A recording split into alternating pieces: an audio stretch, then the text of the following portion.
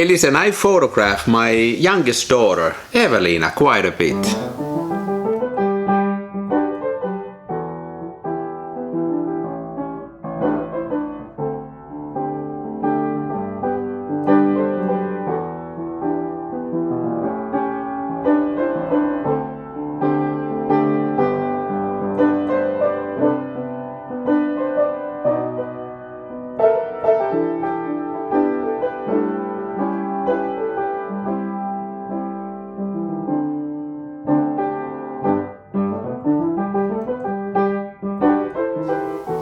In all of those cases, I really concentrated on photographing her. I took my time, set the composition right, the settings and all that.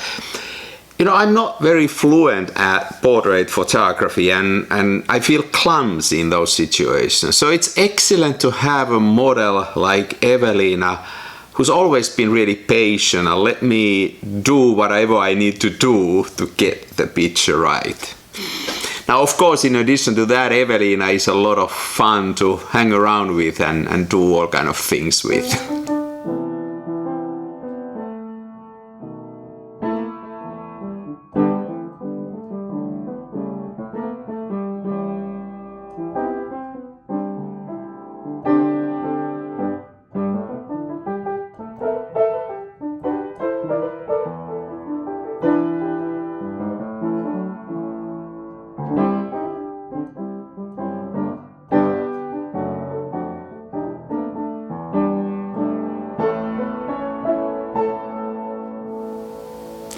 Then 2 weeks ago, Saturday, Eveliina got married to Oskari. A proper church wedding with a beautiful reception, food, drinks, dances, the whole 9 yards. And then of course the couple had hired a professional photographer to take the wedding pictures. Like, first of all, I would not have trusted myself even if I was asked to take wedding photos, and then I had the role to play. I walked her on the aisle and I needed to give speeches and whatnot. So I couldn't really act as a professional, dedicated photographer, but I took a few pictures.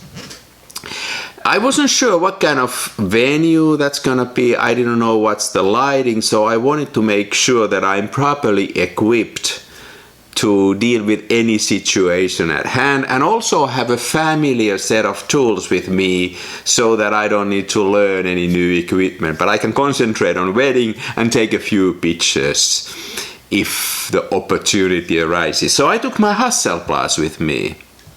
I took my Superwide and then my regular Hasselblad 500 cm with 80mm Planar lens.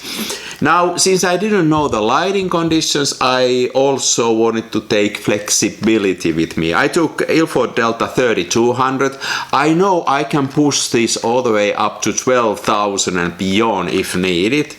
And then if there's more light, then a bit more or less grainier film, Kodak TMAX 400 also pushes nicely a few stops. So, and then I thought I'll develop these films with Adox XT-3 to get a bit smoother, get a bit more festive look, if you will.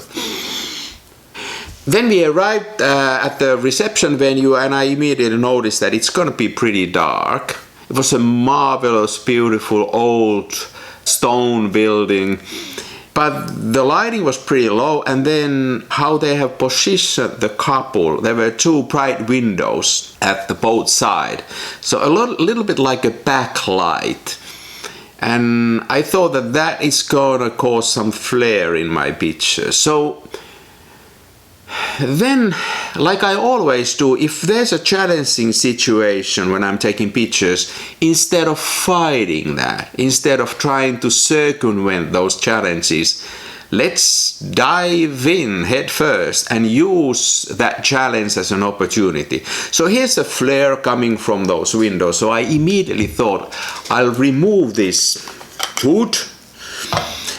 I get the maximum amount of flare.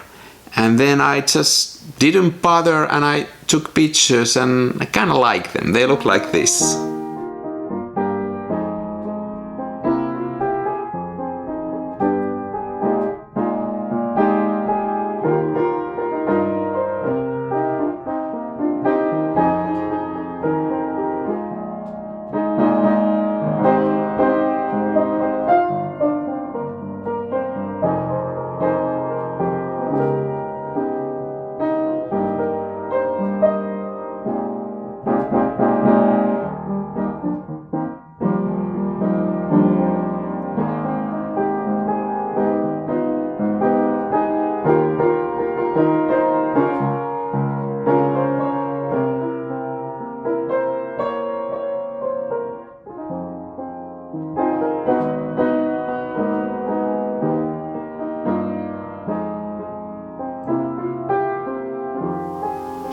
Now then, as the real photographer conducted his work, I didn't want to interfere, and I didn't want to be that daddy who gets in a way and wants to take his own pictures. I stayed in the background, but I took a few pictures when they went outside, and the photographer wanted to take pictures of the bridesmaids and of the couple and us relatives in the proper daylight. So when I took the internal pictures, I used Ilford Delta 3200. Now I wanted to use TMAX 400 because there was more light. And yeah, I like these pictures too.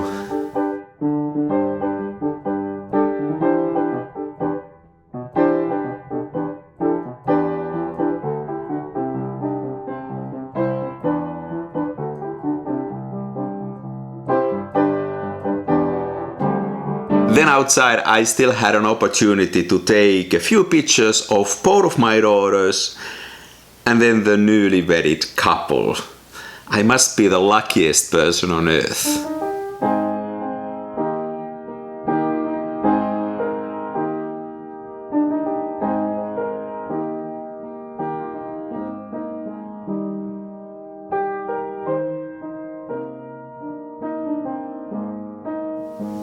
I'm so happy I found the time to take those few pictures.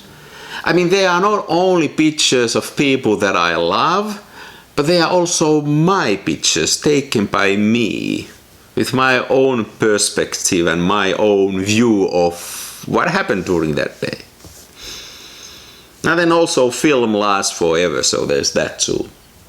But I wasn't the only one taking film photographs. My daughter had this idea that let's buy some disposable film cameras and give them to the crowd. Let them take pictures, whatever they want to take. It was interesting to see 20-something people interested in film photography and really spending time understanding these little devices and taking pictures. You know, I guess for many of them it's something totally new and interesting, something much more tangible than iPhone pictures, much more interesting, I should say. Also, there were many Instax cameras circulating and people took also Instax pictures. There were quite a few of these cameras circulating, so I got lazy and didn't want to develop the films myself. So I took them to the local lab here in my hometown Tampere, called Photostella. It took them only 2 hours to develop all the films and scan them and send them to me. It's pretty fast and excellent service. Pictures taken by the crowd with these cameras look totally different than mine. They have certain groove in them. So let me show you a few.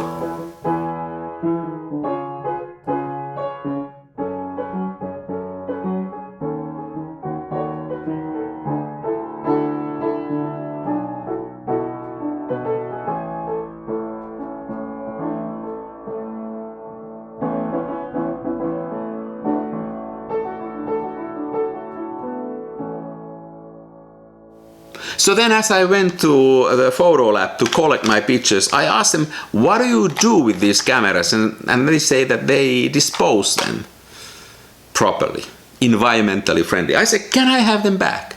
And they said, sure, if you want.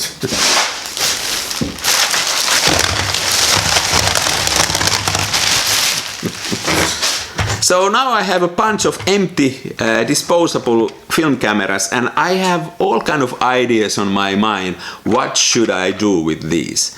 I mean, I could break them apart. They have a lens and a shutter and a flash, or I could somehow use them all together.